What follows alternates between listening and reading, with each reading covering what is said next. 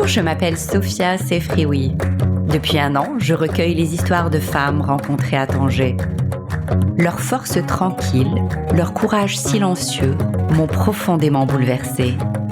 Alors j'ai décidé de les raconter, avec mes mots, ma voix. Femme de Tanger, c'est un geste d'amour, un écrin pour celles que j'appelle mes héroïnes du quotidien.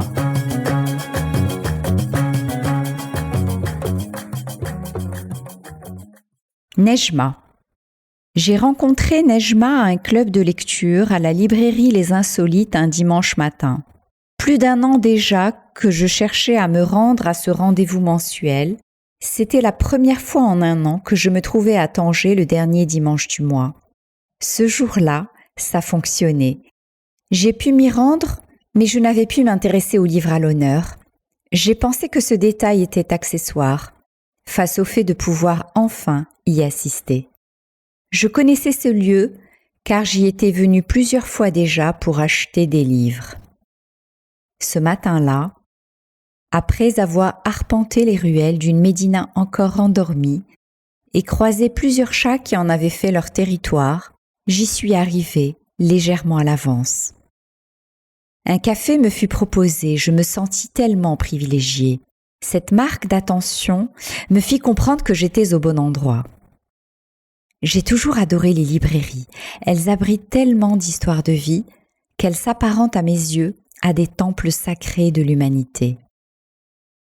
À une époque où j'avais encore le temps de flâner dans Paris, je les fréquentais très régulièrement pour m'y laisser accrocher par un titre, une image, un auteur, une accroche, une histoire, comme si je cherchais une forme de connexion. Je regarde, je prends, je feuillette, je lis quelques lignes au hasard et le verdict tombe. J'achète ou bien je repose. J'entre dans ces lieux magiques comme dans un sanctuaire et je laisse mes sens opérer. Je vis ces moments à chaque fois comme une véritable expérience sensorielle. À quelques minutes de l'horaire prévu, nous formions déjà un petit groupe de 7 personnes, de tous âges, assis autour d'une grande table rectangulaire. Marc, l'organisateur, un jeune homme très jovial et avenant, nous laissa entendre que nous étions au complet. Une majorité de femmes réunies, l'animateur et un autre homme très discret à ma droite. Après avoir servi à ceux qui le souhaitaient un café, joliment présenté dans des tasses de couleur, Marc lança la session en brandissant le livre à l'honneur ce jour-là. C'était le dernier roman de Abdallah Taya, Le Bastion des larmes. Je me pinçais les lèvres car même si cet écrivain marocain ne m'était pas du tout inconnu, du fait de son engagement pour le droit des minorités sexuelles dans le monde arabe, mais aussi sur ses prises de position sur l'exil, le racisme ou encore la censure, je n'avais rien encore lu de lui. C'était attendu, car devant la multitude d'auteurs, même si je suis une fervente lectrice de romans en tout genre et curieuse de tous les styles, la probabilité était quasi nulle que le contraire arrivât. Marc commença par nous questionner sur nos impressions générales sur le livre par un tour de table. Comme j'étais à sa droite, il commença par moi. Je mis quelques secondes avant de réagir et me disais qu'en expliquant la situation, je serais excusée, ce que je fis. En me présentant au groupe, je précisais que j'avais lancé un podcast sur des destins de femmes et que ma première série portait sur des femmes vivant à Tanger. Moi qui peine souvent à me mettre en avant, j'ignore pourquoi j'ai donné cette information. Mais il y avait sûrement une raison inconsciente à cela. Ceci n'allait pas tomber dans l'oreille d'une sourde. Au-delà de l'histoire du livre, les débats ont porté sur des problématiques de la société marocaine, en particulier l'abus des enfants, la place des femmes, l'homosexualité. Bien évidemment, sur tous ces sujets, j'eus plaisir à partager mon point de vue. Et surtout, je fis le parallèle avec un livre poignant de Karim Nasseri, le marin de Mogador, que j'avais lu récemment. Il se déroule dans les années 70 à Essaouira, autrefois Mogador, et raconte les errances d'un enfant de 10 ans qui décide de fuir un foyer dysfonctionnel marqué par la violence et la misère, pour devenir marin. Une fois les débats clos, tout le monde se leva et Nejma s'approcha de moi. Elle me fit savoir qu'elle était prête pour une interview. Au fond de moi, j'en étais ravie. Mais je ne sais pas pourquoi, encore mon inconscient qui me joue des tours. Je la mis en garde en lui précisant qu'il s'agissait de conversations profondes, que j'aimais contacter l'intime. Cela ne la fit pas du tout hésiter, ce qui me conforta dans l'idée que je tenais entre les mains ma future héroïne, celle qui ferait l'objet du second portrait de ma série. Nous échangeâmes nos coordonnées et je quittai la librairie, non sans éprouver une joie immense. La vie offre des moments magiques, là où on s'y attend le moins. Je savais en me rendant dans ce lieu que quelque chose m'y attendait. Nejma arbore l'air distingué des jeunes filles soucieuses de leur apparence. Son élégance naturelle, ses longs cheveux bruns qui recouvraient ses épaules, sa peau claire, son visage allongé, ses traits fins lui donnent l'allure d'une jolie jeune fille de bonne famille. L'impression qu'elle donnait, elle réussissait à brouiller les pistes. Une victoire pour elle. Elle en était fière. Elle me l'avouera plus tard lors de nos échanges. Cela l'aidait à se rendre visible dans ce monde tellement attaché aux apparences. Dès qu'elle prit la parole, elle attira mon attention par la justesse et la profondeur de ses analyses. Sa sensibilité à fleur de peau, sa maturité spirituelle, son langage soutenu. Elle parlait français et anglais, et le charme de son expression tenait au fait qu'elle mélangeait les deux langues. Quand les mots lui échappaient en français, elle basculait naturellement en anglais, et vice-versa. Je fus impressionnée par cette jeune femme. Elle était brillante. Et ce qui me toucha, c'est la façon presque candide avec laquelle elle rebondit sur l'abus sexuel subi par Youssef dans sa propre famille, exprimé avec pudeur par le narrateur dans Le Bastion des larmes, pour témoigner d'un harcèlement dont elle avait été victime récemment. Je saurai plus tard que cet événement dans sa vie avait bien plus d'écho qu'elle ne l'imaginait. Nejma avait les réflexes d'une personne attachée à la justesse des propos et pour qui le choix des mots devait être précis. Je la percevais comme bien rodée aux analyses psychologiques, comme si c'était son terrain de jeu favori. Nous allions nous entendre, c'était indéniable. Quand nous avons fini par nous retrouver pour échanger quelques jours plus tard, ce fut autour d'un thé sur une terrasse du quartier de la Kasbah, dans la vieille ville historique, Tanjel Belia en arabe, offrant une vue spectaculaire, d'un côté sur le détroit de Gibraltar et de l'autre sur la baie de Tanger, loin de l'agitation urbaine et délicieusement bercée par le chant des mouettes. Nejma, âgée de 22 ans, elle aurait pu être ma fille, est issue d'une famille de 7 enfants. Elle est la dernière de la fratrie. Elle vit avec sa mère dans un quartier résidentiel tranquille au sud de la ville de Tanger. Hey Gereri, jouxtant Bni Maqada, qui est plus animé, est surtout connu pour la présence de dealers de cocaïne. En arabe, l'Ghabra, qui signifie littéralement poussière. C'était à 1h30 de marche de là où nous nous trouvions. Sa mère, Habiba, âgée de 55 ans, est originaire d'Asela, une petite ville portuaire située à 45 km de Tanger sur la côte atlantique. Elle m'indique, comme si c'était un détail de son histoire, qu'elle n'a jamais vécu avec son père, Heli, qui vit en France. Ce dernier avait acheté cette maison où elle vit avec sa mère et ses frères et sœurs il y a plus de 30 ans pour y passer ses vacances d'été. Heli avait quitté le Maroc et sa ville natale, Tanger, à l'âge de 20 ans. On était alors dans les années 50, encore sous protectorat.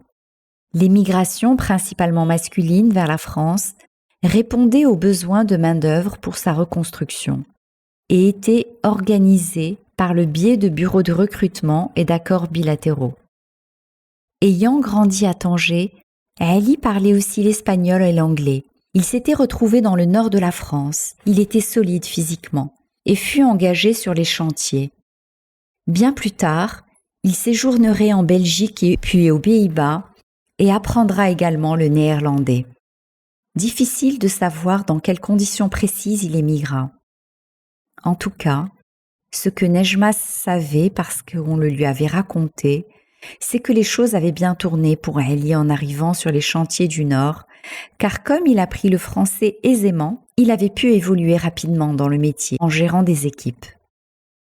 Il se maria quelques années plus tard avec une femme d'origine marocaine qui décéda mystérieusement avant qu'il n'ait pu avoir d'enfant.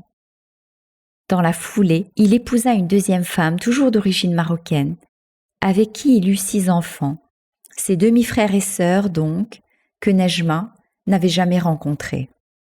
Habiba, la mère de Nejma, est donc sa 3e femme. Il avait décidé de la prendre pour épouse lors d'un de ses voyages à Tanger, alors que son 2e mariage commençait à battre de l'aile. Elle avait alors 19 ans et lui 60. Nejma me raconta que le mariage de sa mère était non seulement arrangé, mais forcé.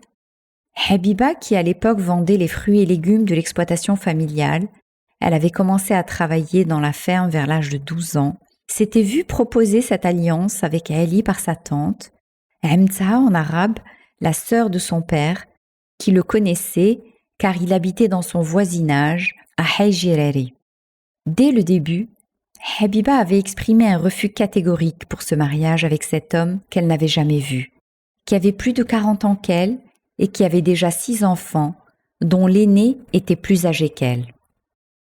Malheureusement, personne ne respecta son refus, et encore moins son père qui avait fini par avoir gain de cause en la battant pour la faire abdiquer. Le père de Habiba était alors naïvement convaincu que c'était une bonne affaire pour sa fille, compte tenu que Ali se prévalait d'une vie bien établie en France, et il devait penser que Habiba pourrait alors accéder naturellement à une existence décente à ses côtés en Europe. Cet Eldorado fantasmé par tous ceux qui n'ont jamais quitté le pays.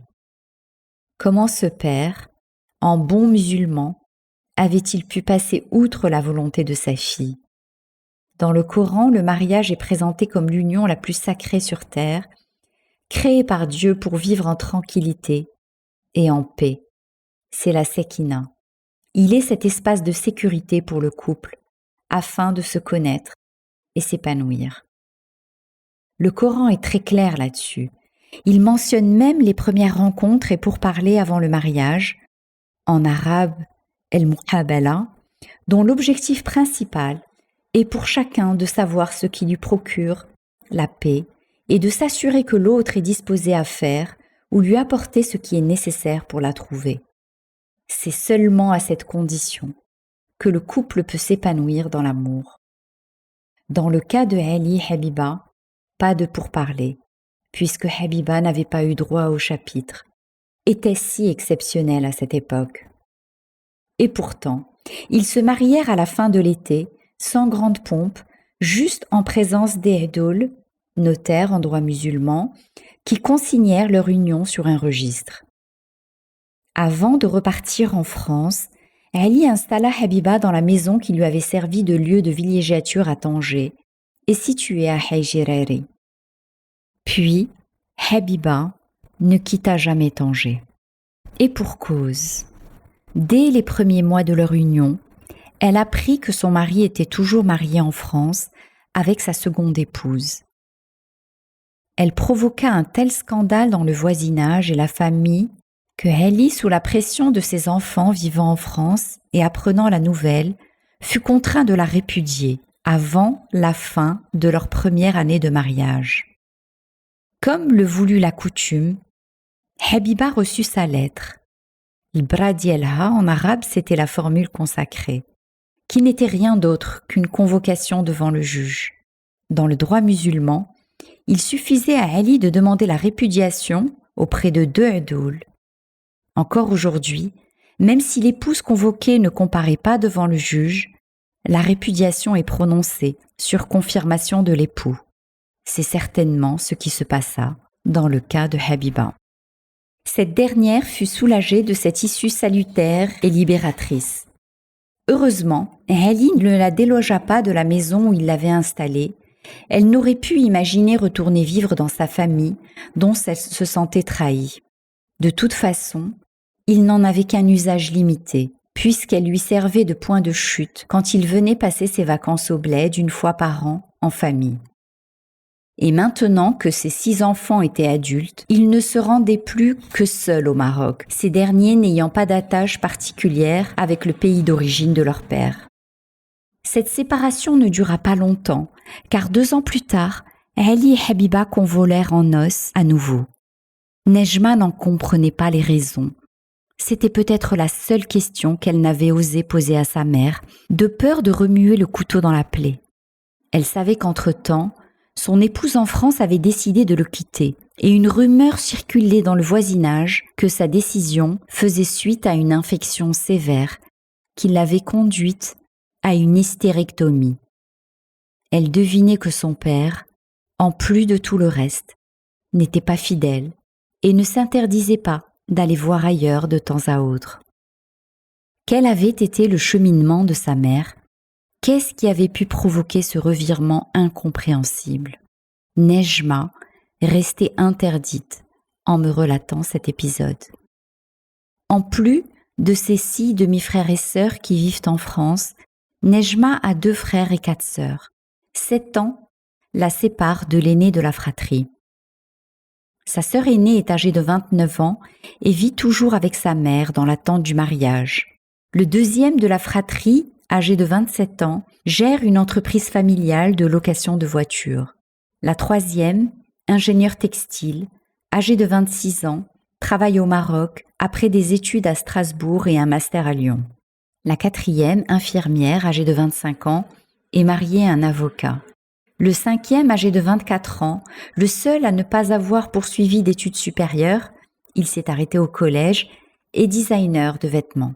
Et l'avant-dernière s'est enfuie de la maison après le baccalauréat pour poursuivre des études à Grenade où elle réside encore. Quant à Nejma, elle poursuit un master à l'INAS, une école tournée vers l'action sociale, et elle souhaite poursuivre un doctorat à l'étranger, plutôt dans un pays francophone, en France ou en Belgique. 2 de ses sœurs avaient fini par rejoindre l'Europe pour leurs études supérieures. Alors que je l'écoutais, une interrogation ne cessait de me tarauder. Pourquoi son père avait-il eu autant d'enfants ? Ali ne visitait Habiba et leurs enfants qu'une fois par an, soit en été, soit en début d'année, en fonction de ses disponibilités. Nejma semblait s'en amuser. En fait, pas tant que ça. Elle m'avoua qu'elle n'avait réalisé qu'elle avait un père que lorsqu'elle eut 4 ou 5 ans. Comment pouvait-il en être autrement ? Elle précisa avec émotion que Ali n'avait assisté à aucun accouchement de sa mère, n'était pas présent quand ils étaient malades, ne s'est jamais intéressé à leurs études, ne les avait jamais emmenés en vacances. Quand sa mère s'était fait opérer de la thyroïde il y a une dizaine d'années, il l'avait accompagnée à l'hôpital, puis était reparti le lendemain, laissant sa femme livrée à elle-même au milieu de ses enfants. Nejma se souvient encore de l'énorme plaie de sa mère à la base du cou qui avait mis du temps à cicatriser. Pourquoi son père avait-il eu autant d'enfants ? Réponse pratique. Sûrement, comme beaucoup de croyants, il ne voulait pas que sa femme prenne une contraception. Chaque rapport était alors susceptible d'agrandir la progéniture. Les grossesses s'enchaînent alors autant que la nature le permet, de sorte que les enfants sont espacés d'à peine 1 an, et quelques mois ou quelques jours. Autant que Nejma se souvienne de la présence de son père lorsqu'elle était une enfant, quand il venait passer quelques semaines par an à la maison, ce dernier maltraitait sa femme, l'insultait, la menaçait. Elle se remémore des épisodes où il jetait même ses affaires dans le patio en lui demandant de quitter les lieux. Elle me précisa qu'on était loin de la sakina évoquée dans le Coran. Les rares moments de complicité que Nejma a vécus avec son père se limitaient à des après-midi où elle regardait, avec lui et ses frères et sœurs, des dessins animés, ou qu'il leur offrait une friandise, le fameux Raibi Jamila, ce yaourt à base de jus de grenadine, lancé dans les années 60 par Danone et baptisé selon le quartier de Casablanca auquel il doit son premier succès populaire. Ali avait interdit formellement à Habiba et à leurs enfants de venir le rejoindre en France, sous quelque prétexte que ce soit. C'était absolument non négociable. Nejma avait encore du mal à comprendre cette attitude. Peut-être était-ce un pacte passé avec ses premiers enfants, qui avaient vécu cette seconde famille cachée comme une trahison. En tout cas, Nejma et ses frères et sœurs ne pouvaient le vivre autrement que comme un rejet de leur père. C'est pourquoi, quand la sœur de Nejma avait dû se rendre en France, elle avait dû imaginer tout un stratagème, en faisant croire qu'elle allait à Casablanca pour éviter que son père ne le sache. Aujourd'hui, Ali est un vieil homme, âgé de 95 ans. Il vit toujours dans une ville du nord de la France, près de Lille, en étant le père de 13 enfants. Depuis quelques années, il avait appris être atteint d'un cancer, ce qui le rendait plus vulnérable aux yeux de Nejma. Et cela amenuisait la rancœur indicible qu'elle entretenait à son encontre. Comment pouvait-il assumer autant d'enfants avec des femmes trop occupées à les élever pour pouvoir travailler? Comment faisait-il? Nejma savait que sa mère recevait une pension alimentaire de son père pour élever ses enfants. Ce qu'elle ne comprit que très récemment, c'est que cet argent provenait des allocations familiales que son père percevait de l'État français pour ses enfants nés au Maroc. C'est la raison pour laquelle sa mère devait faire traduire et envoyer au fur et à mesure les actes de naissance au père afin qu'il puisse procéder aux déclarations nécessaires. En faisant des calculs rapides, cela a pu aller jusqu'à plus de 1 000 € par mois, en tenant compte que ces allocations sont versées jusqu'à l'âge de 20 ans des enfants. Cela représentait déjà un certain montant, traduit en monnaie locale, plus de 3 fois le salaire minimum net mensuel au Maroc. Ali envoyait-il la totalité de cette somme, une partie ou plus? Nejma ne le saura jamais. Elle me raconta néanmoins une enfance où l'argent était très rare, juste suffisant pour assurer la subsistance, le strict minimum. Aucun extra. Les seuls vêtements qu'elle portait étaient ceux que son père lui achetait quand il venait leur rendre visite, une fois par an. Elle n'avait jamais eu de quoi payer le moindre transport pour aller à l'école. La seule solution était d'aller à pied, avec un minimum de 45 minutes de marche. Cela en faisait des kilomètres à parcourir. Elle avait fini par apprécier la marche à pied. Ce jour-là, elle portait des Santiago. C'était plus élégant que de simples baskets, me précisa-t-elle. Sa mère avait mis en place à la maison une organisation quasi militaire, avec un réveil très matinal, 4 heures du matin, habitude qu'elle avait gardée de sa vie d'ancienne travailleuse des champs et sur les marchés. Les enfants devaient s'habiller seuls, prendre leur petit déjeuner. Elle devait leur préparer leur casse-croûte du midi, puis, alors qu'ils devaient se rendre tous à l'école, elle pouvait vaquer à sa logistique quotidienne. Courses, ménage, lessive, repas. Difficile de se représenter ce que c'est que de nourrir quotidiennement une famille de 7 enfants.